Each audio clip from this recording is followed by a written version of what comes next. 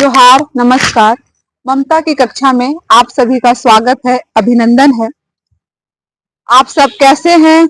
आपकी JSSC CGL की उत्पाद की परीक्षा की तैयारी कैसी चल रही है? मैं उम्मीद करती हूँ कि आप लोगों की तैयारी बहुत बेहतरीन चल रही होगी, आप बहुत स्वस्थ होंगे।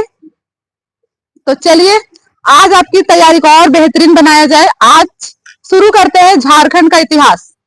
झारखंड का इतिहास, जैसा कि जानते हैं कि झारखंड जो ये क्षेत्र है, प्राचीन काल में ये पूरा घनघोर जंगल पहाड़ से घिरा हुआ था। यहाँ अभी जैसे वर्तमान में जिस प्रकार की मानव संस्कृति सभ्यता जो विकसित है, इतनी विकसित नहीं थी। बिल्कुल आदि मानव जिस तरह जीवन व्यतीत करते थे, उस प्रकार का जीवन यहाँ पर देखने को मिल रहा था। उसमें सबसे प्राचीन जनजाति, जिसे आज हम जानते हैं सबसे प्राचीनतम जनजाति झारखंड की जानी जाती है, असुर बिरहोर खड़िया। असुर बिरहोर खड़िया जनजाति को झारखंड की सबसे प्राचीनतम जनजाति मानी जाती है। वो जनजातियां इस क्षेत्र में निवास करती थी। उसमें सबसे प्राचीनतम है असुर जनजाति। तो इन जनजातियों का इस क्षेत्र में निवास था।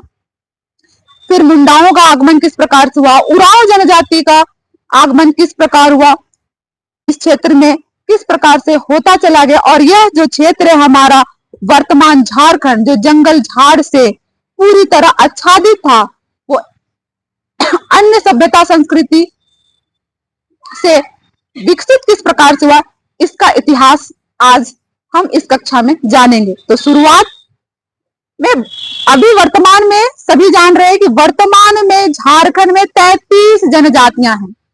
33 जनजातियां हैं। तो सभी जनजातियों का आगमन जो है वो आपको झारखंड की संस्कृति में सभी जनजातियों का बारी बारी से बिल्कुल डिटेल में जानेंगे। लेकिन इस क्लास में झारखंड का जो इतिहास है, जिसकी आज शुरुआत करने जा रहे हैं, उसमें हम जानेंगे कि मुंडा जनजाति का किस प्रकार से आगमन इस क्षेत्र में हुआ, उरांव जनजाति का आगमन इस क्षेत्र में किस प्रकार से हुआ, और फिर नागवंश, रक्सेल वंश, पंचेत, इनका किस प्रकार से राज स्थापना हुआ, इस वंश का किस प्रकार से राजकाज रहा, इसे हम जानेंगे झारखंड के इतिहास में। तो झारखंड का इतिहास में शुरुआत में जैसे बताए इस वीडियो की शुरुआत में कि ये जो क्षेत्र था पूरी तरह जंगल झाड़ से घिरा हुआ क्षेत्र था। यहाँ असुर जनजाति, बिरहोर जनजाति, खड़िया जनजाति, जो प्राचीनतम जनजाति मानी जाती है, उन जनजाति के लोग इस क्षेत्र में निवास किया करते थे।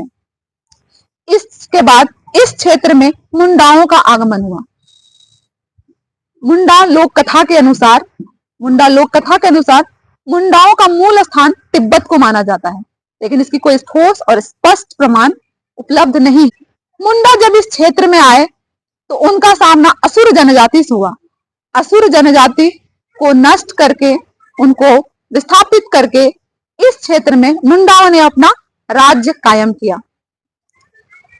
मुंडाओं का नेतृत्व सर्वप्रथम ऋषा मुंडा मुंडा जनजाति के पहले नेता, पहले राजा माने जाते हैं।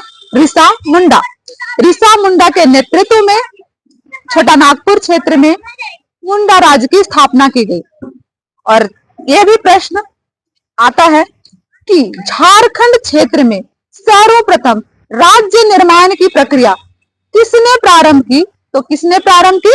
मुंडा जनजाति ने। किसने प्रारंभ की? मुंडा जनजाति ने। मुंडा जनजाति ने सर्वप्रथम झारखंड क्षेत्र में राज्य कायम करने की प्रक्रिया का शुभारंभ किसने किया? मुंडा जनजाति। किसने किया? मुंडा जनजाति ने। मुंडा जनजाति के पहले नेता के रूप में किसे जाना जाता है? ऋषा मुंडा। किसे? ऋषा मुंडा। ऋषा मुंडा ने इस मुंडा राज का कार्यभार किसे सौंपा? सुतिया पहान। किसे सौंपा?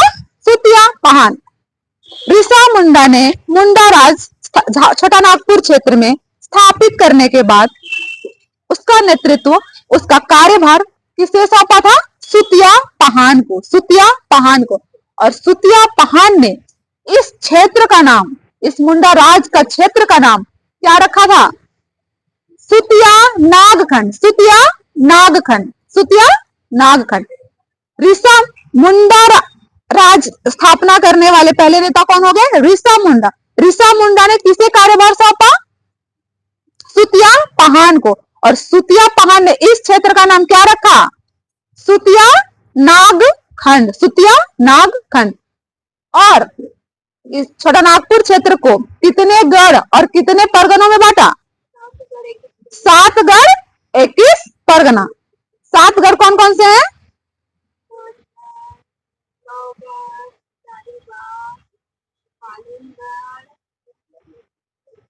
लोहगढ़, मानगढ़, पालनगढ़, हजारीबाग, केसलगढ़, सुरगुगढ़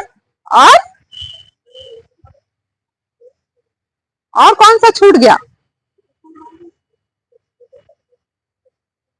बताइए। तो मुंडा राज को 7 गढ़ और 21 परगनों में किसने बांटा था? किसने? सुतिया पहाड़ ने। किसने बांटा था? सुतिया पहाड़ ने। उसके बाद एक प्रश्न आता है, मुंडा राज का अंतिम राजा के रूप में किसे जाना जाता है? मदरा मुंडा। किसे जाना जाता है? मदरा मुंडा को जाना जाता है। मुंडा राज का अंतिम राजा के रूप में किसे जाना जाता है? मदरा मुंडा। तो मुंडाओं का आगमन में जो इंपॉर्टेंट पॉइंट्स थे